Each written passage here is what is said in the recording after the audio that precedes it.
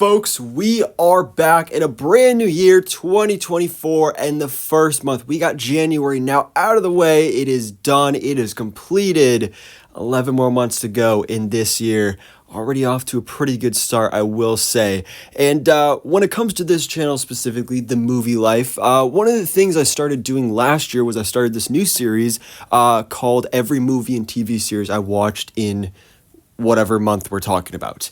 And I mean, to be completely honest, this series doesn't really get a whole lot of views. But personally, I have fun doing it. I enjoy doing this. I keep track of all the movies and shows that I watch. And so I think it's just kind of fun to kind of share with you guys what I've been watching because, everybody talks about all the new stuff they've watched, like all the new movies that are coming out in theaters and all that stuff. But, it's fun to talk about some of these classic movies that I've never seen before that I'm now seeing for the first time ever, which January, that was a big month for me.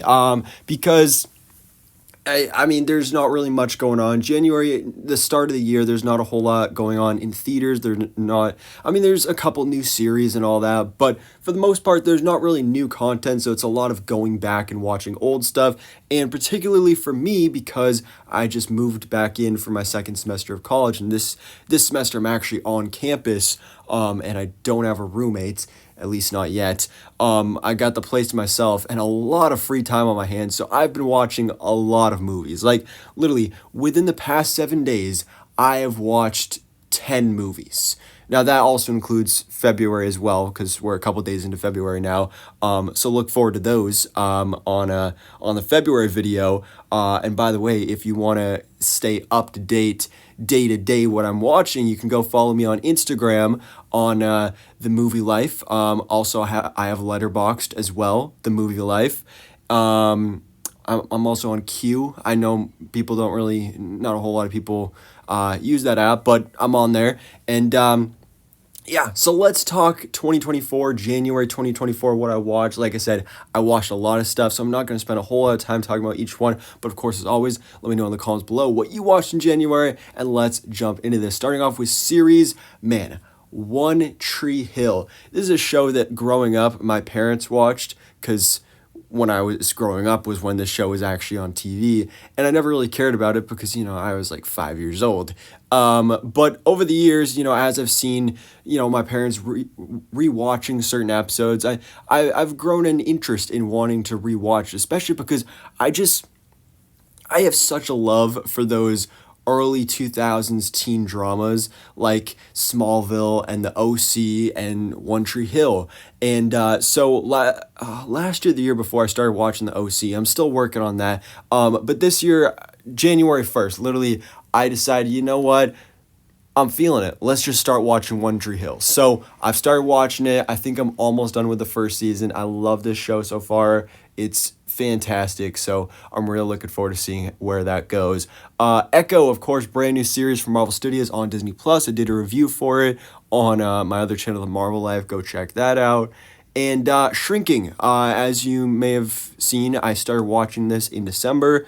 This was a new series on Apple TV Plus last year, and I loved it. This show is so good. I cannot wait for season 2.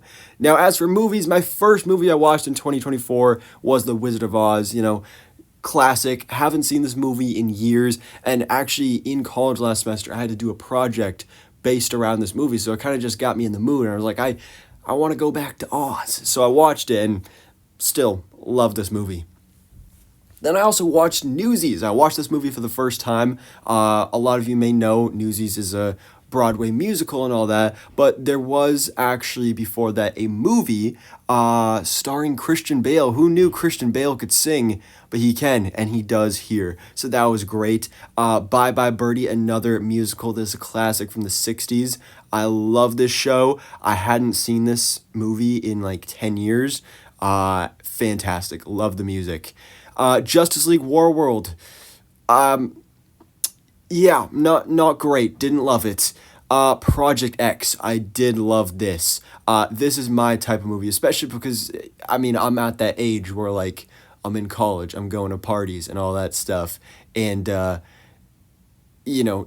like every teenage boy's dream is to throw an epic rager. And I would love for this to happen. It's such a fun movie.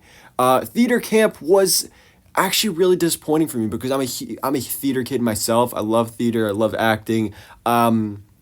This movie just was a bit over the top.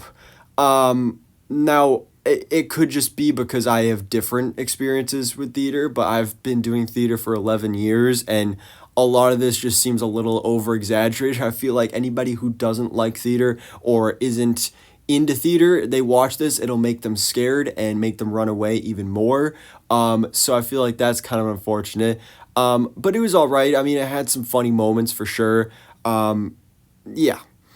Wonka. This is my first movie I watched in theaters for 2024. I loved it. This movie just so much fun, so whimsical. I love the music. Timothy Chalamet was great. Really hope we get a sequel. Somewhere in Queens was a huge surprise for me. My parents have been wanting to watch this. It came out last year, and I was like, yeah, sure, why not? We'll watch it. And it turned out to be really one of my favorite movies that I watched this month. This was fantastic. Cast is great, story is great, super relatable for me personally. Highly recommend this. I did a review for this on Letterboxd, so go check that out. For my first time ever, I watched The Notebook.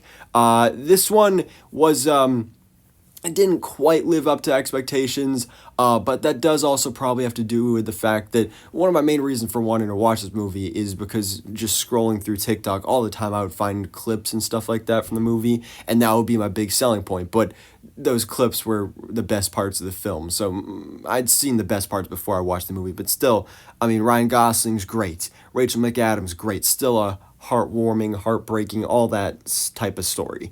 The Amazing Spider-Man, love it. The Amazing Spider-Man 2, don't love it as much, but still, Andrew Garfield, amazing. Him and Emma Stone, so good. She's All That, a 90s classic, love this movie.